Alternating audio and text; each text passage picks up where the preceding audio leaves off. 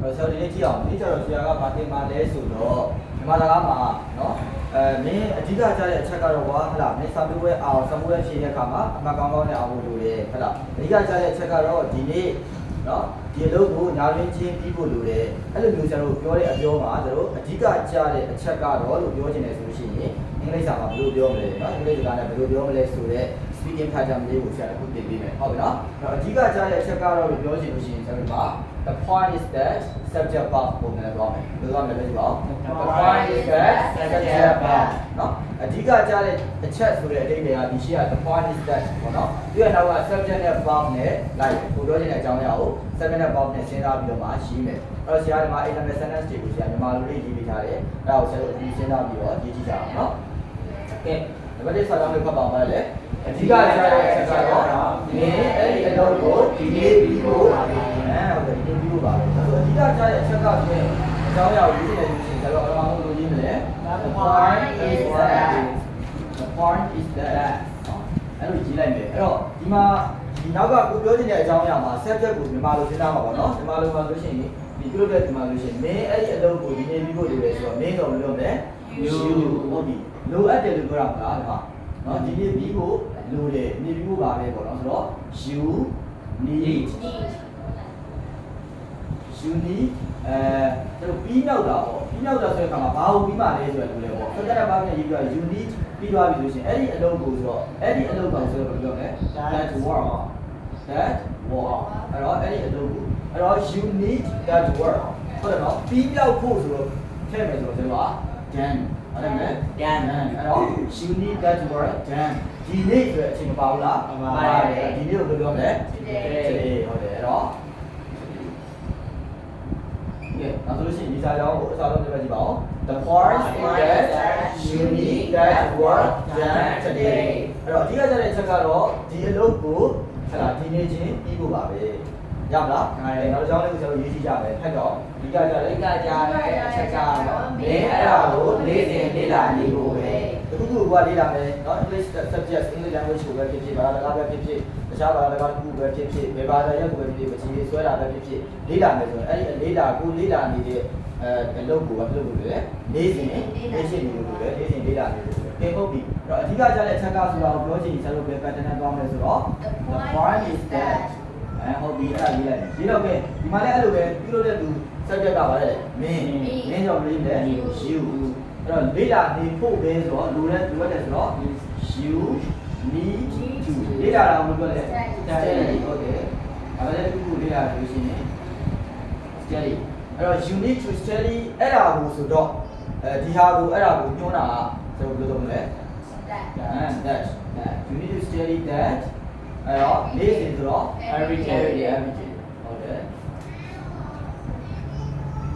ကဲဒါဆိုရင်ဒီစာကြောင်းလေးကိုလွယ်လေးเนาะအဲ့လိုစဉ်းစားပြီးရင်ကဲဖတ်ကြည့်ပါဦး the point is that you need to study that every day ဟုတ်ကဲ့နောက်တစ်ခုကြောင်းအဓိကကြားတဲ့အချက်ကတော့ငါတို့အခုမသွားရင်နောက်ကျနေတယ်ဟုတ်ပြီဒါဆိုရင်အဓိကကြားတဲ့အချက်ကဘယ်လိုရှိရဘယ်လိုခံတော့လဲ the point is that ကဲဒီမှာကျွန်တော်ကစာကြောင်းကစဉ်းစားဖို့အတွက်နှစ်ပိုင်းဖြစ်သွားပြီငါတို့ယခုမသွားရင်ဆိုတာတစ်ပိုင်းနောက်ကျလိမ့်မယ်ဆိုတာတစ်ပိုင်းအဲ့တော့ subject ကတော့ငါတို့ပေါ့ငါတို့ဆိုတော့ဘာလို့ရေးမလဲကျွန်တော်တို့ငါတို့ဆိုတော့ဟုတ်တယ် we နောက်ကျလိမ့်မယ်ဆိုတော့အင်းစာစဉ်းစားမယ် verb ကိုစဉ်းစားမယ်เนาะ action ကိုစဉ်းစားမယ်ဆိုတော့နောက်ကျမှာဆိုတော့ဘယ်လိုလုပ်မလဲ sorry နောက်ကျလိမ့်မယ်ဆိုလို့ပြောမလဲ will be late very lateအဲ့တော့ we will be late အဲ့တော့ဒါယခုမသွားရင်ဆိုတော့ reason မဟုတ်ဘူးလားမသွားခဲ့လေဆိုတော့ကျွန်တော်ပြောချင်တယ်ဆိုလို့ရှိရင် if ဟုတ်တယ် if တော့เนาะ above တော့ဒီ slide if ယခုမဟုတ်တယ် if we don't ရင်းဆိုတော့ don't go ရတယ်တော့တယ်သွားတာဆိုတော့ခြံထားခဲ့တာထွက်သွားတာဆိုတော့ leave ပေါ့နော်အဲ့တော့ if we don't leave ယခုဆိုတော့ now ကဲအဲ့ဆိုဒီစာကြောင်းလေးအပြည့်စုံလက်ဖက်ကြည့်ပါဦး the point is that we will be late if we don't leave now အခုငါတို့နောက်ကနေစပြန်ရတယ် about တော့ဒီကနေစပြန်တယ်နော် if we don't leave now ယခုငါတို့မတော်ခဲ့ရင် we will be late ငါတို့နောက်ကျလိမ့်မယ်ရမလားကဲဒါဆိုနောက်ကြောင်းဆက်ဖက်ကြည့်ပါဦးဒီ အဓိကကြားတဲ့အချက်ကတော့ညဆိုငါတယောက်တည်းအတိမထွက်ရရတယ်ဒါဆိုလို့စကားပြောတဲ့အပြောမြန်မာစကားမှာအပြောပုံစံနဲ့ကြားကြည့်ရတာနော်ဒါဆိုရင်အဓိကကြားတဲ့အချက်ကဆိုလို့ရှိမလဲ The point is that ဟုတ်ပြီ the point is that okay ငါဆိုတော့ဒီမှာပြုတ်တဲ့သူဘာဖြစ်သွားလဲ I ဆရာကတခုခုမလုံရဲဘူးမသွားရဲဘူးမစားရဲဘူးရဲဆိုတဲ့အသုံးကိုဆရာတင်ထားတယ်ဟုတ်တယ်နော်တင်ထားပြီးသား dare ဆိုတဲ့ dare တော့ရဲတယ်ဆိုရင် dare မလုံရဲဘူးဆိုရင် dare ဟုတ်တယ်နော်ဆိုတော့အဲ့တော့ I လုံရဲဘူးတော့မသွား dare ရဲတာ I daren't go out go out နော် I daren't go out တယောက်သေးဆိုတော့ alone ဟုတ်တယ် alone အဲစိတ်မှာတော့ညဆိုတော့ညဘက်ဆိုတော့ at night ဟုတ်ပြီအဲ့ဆိုရင်ပြောမလဲ The point is that I daren't go out alone at night ရမလားနော်ဟုတ်ပြီနောက်ဆုံးကြောင်းပြောချင်ပါအဓိကကြားတဲ့အချက်ကတော့မင်းအမှတ်ကောင်းတဲ့အောင်လို့ပါပဲအမှတ်ကောင်းတဲ့အောင်လို့ဆိုတဲ့နေရာမှာဒါဆရာအပြောပုံနဲ့ရေးထားတာပြောကြအောင်ဘာအောင်ပါလဲစာမျိုးပဲနော်စာမျိုးပဲကိုဖြည့်တဲ့အခါမှာအမှတ်ကောင်းတဲ့အောင်လို့လိုတယ်လို့ပြောတာဒါဆိုရင်အဓိကကြားတဲ့အချက်ကတော့ဘယ်လိုပြောမလဲ the point is that The point is that you မင်းဆိုတော့ you ဟုတ်ပြီလိုတယ်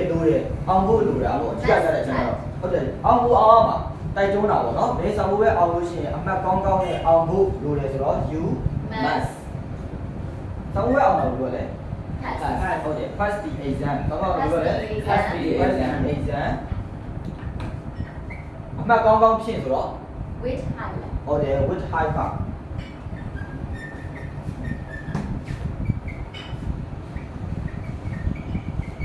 ရပါလားရပါတယ်ကဲဒါဆိုလို့ရှိရင်ကျွန်တော်ပြန်ဖတ်ကြည့်အောင်အစားဆုံးလေး The point is that you must pass the exam with high marks ရပါလားဒါလို့ရှိရင်ဒီလိုမျိုးဆိုတော့တခုခုကိုအဓိကကြားတဲ့အချက်ဟုတ်ပြီနော်အဓိကကြားတဲ့အချက်ကတော့ဟဲ့လားမင်းဒါကိုဒီနေ့အပြီးလုပ်ဖို့ဟဲ့လားဒီမှာလို့ရှိရင်အဓိကကြားတဲ့အချက်ကဆောင်းဝဲအောင်ဖို့အဲ့တော့အဓိကကြားတဲ့အချက်ကတော့ပြောချင်ပြီဆိုတာ ਨੇ ဘယ်လို pattern လေးနဲ့သုံးပြီးပြောပါလဲ The point is that plus နောက်က subject box လိုက်ရပါလားဒါပါလို့ A level sentence ကို5ချောင်းเนาะ5ချောင်းရေးပြီးတော့ဆရာကိုဒါပြီးမှပြဟုတ်ပြီเนาะ